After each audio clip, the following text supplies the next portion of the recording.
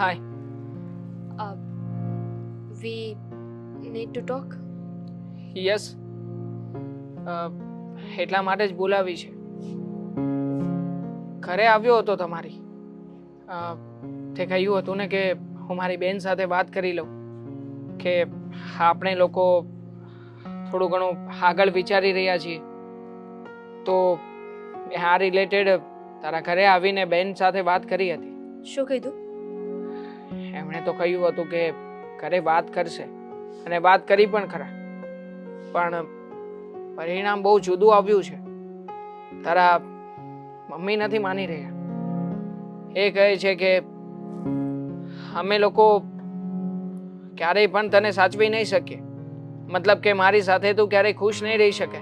મારી ઘરે કોઈ નથી ને, મારા મમ્મી નથી, મારા પપ્પા નથી, અને બહેન છે તો એ પણ સાસરે ચાલી ગઈ છે. તો હું તને ક્યારેય પણ ખુશ નહીં રાખી શકું. What nonsense! હા, કેવી વાત છે? અરે, માણસને આગળ વધવા માટે એકબીજાના સાથની જરૂર હોય છે, એકબીજાના સપોર્ટની જરૂર હોય છે. આ શું કે ફેમિલી હશે તો જ હું સરખી રીતે રહી શકીશ. હા, સિરિયસલી. હા, વાત તો તારા મમ્મીએ સમજવી જોઈએ ને. અને વાત તો ત્યાં સુધી આગળ જતી રહી છે કે એમણે એમ કહ્યું છે કે જો આપણા બંનેની સગાઈ થશે કે લગ્ન થવાનો વિચાર પણ આવશે ને આગળ, તો એ તમારું ઘર છોડી દેશે. એવું કંઈ નહીં થાય. Sure. Please don't worry. આપણા કારણે તમારી આપણા વડીલોએ કે પછી આપણા ઘરના લોકોએ વિચારવાનો વખત આવે એવું ના થવું જોઈએ. આપણે વાત કરી હતી ને આ વિશે, અને એવું જ થઈ રહ્યું છે.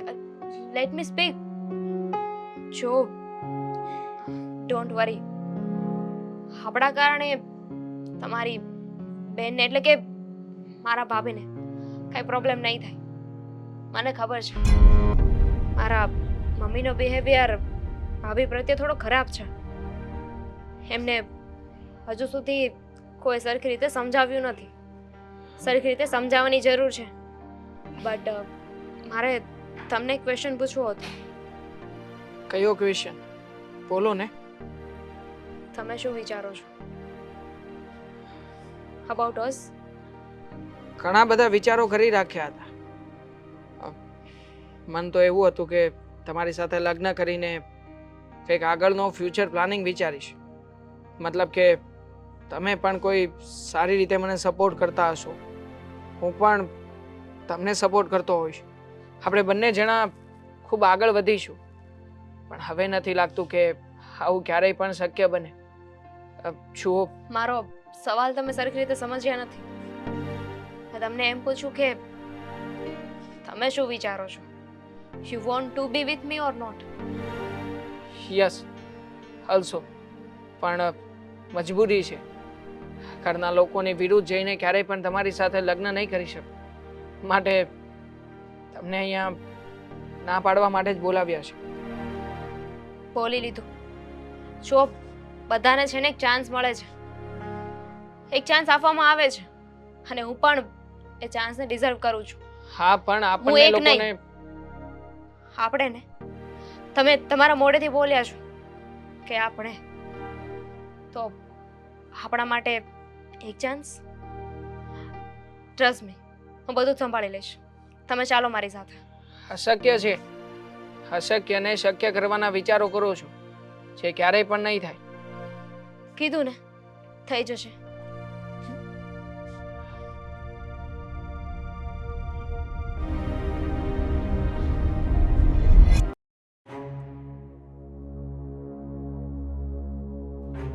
છોકરી પર એટલો ગુસ્સો આવે છે ને એની વાત પૂછવામાં. કોણ જાણે શું કરવા બેઠી છે ઘરમાં. અરે ધામિની, દામિની, આ શું છે? તું આનો હાથ પકડીને આપણા ઘરમાં? હા, કેમ ના લાવી શકું? એટલે જે મીરા કહેતી હતી એ વાત બરાબર છે કે તું આને પસંદ કરું છું. ધામિની શું કામ ને બખેડો કરે છે? આ લોકોને આપણા લગ્ન થાય મંજૂર નથી તો પછી શું કામ વાત આગળ વધારી રહી છે? દેવા ના પાડી હતી કે હવે આ વાતને આગળ ન વધારતો. અરે દેવાંગને હું અહીંયા લઈને આવી છું. શું છે દામિની? હા, વાતનું સમાધાન કરવું છે. અને અમે બે સાથે રહીએ એમાં પ્રોબ્લેમ કોને છે? મને મમ્મીને છે ને. તમને વાંધો છે? તમને વાંધો છે ભાભી? અમને બંનેને પણ વાંધો નથી. પણ તારા મમ્મીને વાંધો છે તો પછી શું કામ લગ્ન કરવા જોઈએ? જવા દે ને બધી વાતને, છોડી દે ને. તમારા મમ્મીને ન ગમતું હોય ને તો રહેવા દો, નહીં તો એ તો મારું જીવવાનું પણ હરામ કરશે આ ઘરમાં.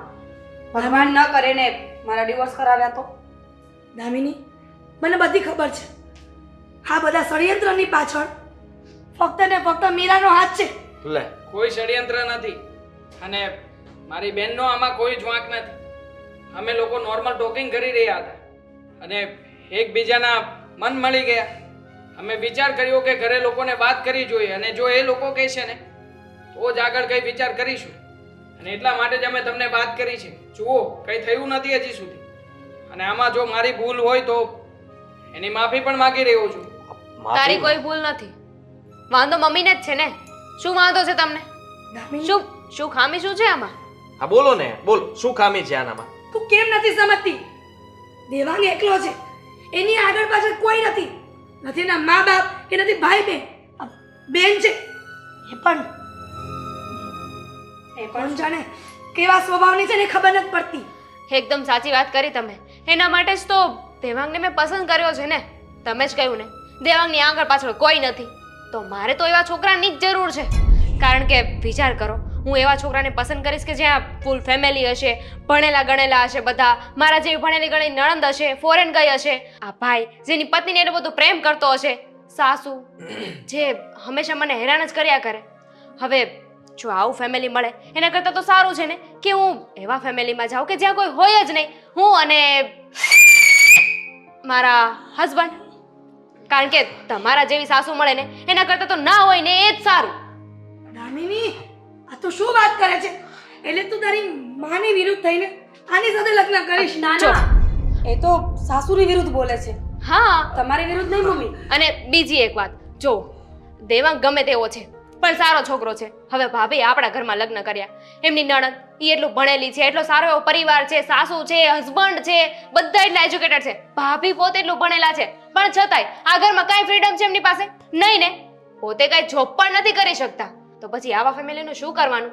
અથાણું કરવાનું. એકદમ સાચું કીધું બેનાતે. વાહ, શું મગજ દોડાવ્યું છે ખરેખર. અરે એની વાત સાચી જ છે ને મમ્મી. જો આપણા ઘરમાં હંમેશા ઝઘડાઓ થાય છે, શાંતિ તો હોતી નથી. હવે તમે વિચાર કરો કે મીરા આજે એવું જ વિચારતી હશે ને કે કદાચ મેં પણ એવા જ પરિવારમાં લગ્ન કર્યા હોત તો સારું હોત કે જ્યાં બહુ પૈસા ન હોત તો ચાલત, પણ સાસુ ના હોવા જોઈએ. સાસુ જ્યાં હોય ને ત્યાં જ તકલીફ જીવનમાં આવે છે. ના, હોવા જોઈએ, આવા ના હોવા જોઈએ. હા હા, 13 નંબર 3 લોકો છે ને એવું કહે છે કે તમે તમારી સાસુને છે ને માં બનાવી જોવો. તમે માં બનાવશો ને એટલે બધી જ પ્રોબ્લેમ સોલ્વ થઈ જશે. પણ તમે વિચાર કરો, જ્યારે સાસુમાને માં બનાવી હોય તો તમને ખબર જ હશે ને હું તમારી પાસે કેટલા લાડ કરું છું. તમે બધા જ મારા નખરા પૂરા કરો છો, મારા બધા નખરા સહન કરો છો, મારી બધી જીદ પૂરી કરો છો. હવે વિચાર કરો, કાલે સવારે તમારા ઘરમાં વહુ બનીને કોઈ છોકરી આવે, ઈ તમારી પાસે તમારી દીકરીની જેમ નખરા કરે તો તમે સહન કરો?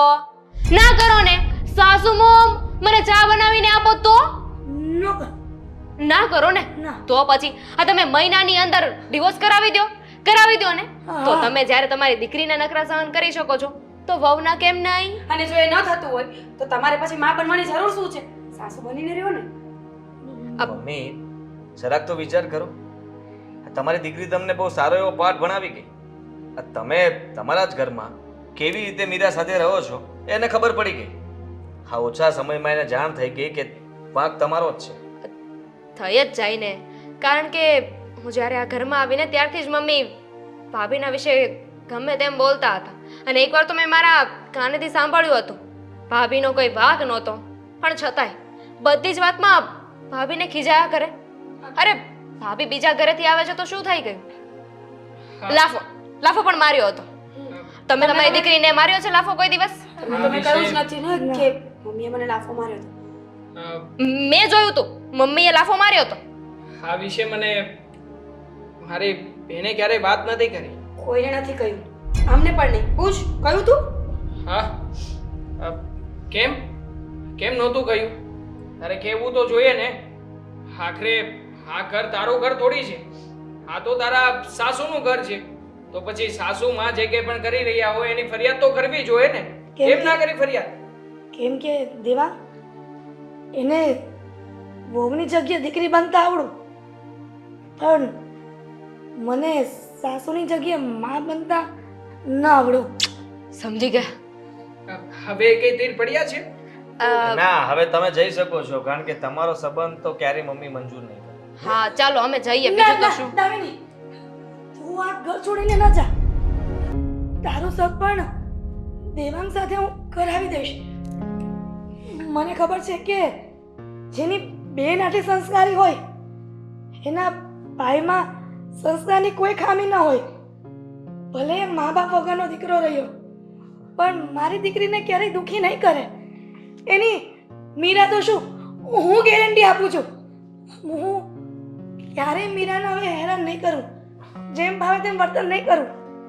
અને આદિ, તું એને પ્રેમ કરે છે ને એ બરાબર જ છે, અને હું એને તિરસ્કાર કરું છું ને એ બરાબર નથી. મારે પણ તારી જેટલો પ્રેમ કરવો જોઈએ, દીકરી સમજીને, બહુ સમજીને નહીં. વાંધો નહીં મમ્મી, જે થયું એ ભૂલી જાવ ને. હવે તો આપણે સામસામે સંબંધો બંધાયા છે પુરાની એટલે. બાતો પે કઢી ડાલો.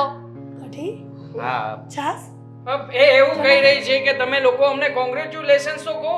હા Congratulations. હા, અને કઈ મમ્મી- વાત ઉપર નહીં કહો. કઈ હા, જીજાજી બીજી બ્રાન્ચનું ઓપનિંગ કરવાના છીએ. બીજી બ્રાન્ચ તમારી બેન જ સંભાળવાની છે. Thank you so much. અરે વાહ ભાઈ વાહ, સરસ. ચાલો ત્યારે. મમ્મી સુધરી ગયા છે તો એમના માટે હિપ હિપ હુર્રે! હુર્રે! હા okay okay okay okay okay ને હા, ઓકે. ઓકે